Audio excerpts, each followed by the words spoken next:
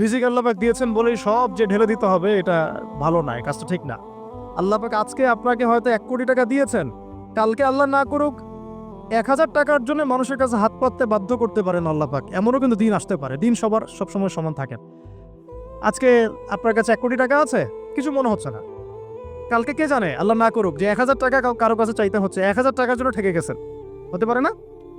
রিজিককে মানুষ তাজিম না করলে রিজিক দূরে চলে যায়। দুটো বিষয় খেয়াল রাখবেন, দুটো বিষয়। এক হচ্ছে মাঝে মাঝে মনের মধ্যে কিছু আমল করার ইচ্ছা আসে, আসে না? মনে হলো যে আচ্ছা একটু 10 টাকা পড়ি, মনে হয় না মাঝে মাঝে, এমন মনে হয় না?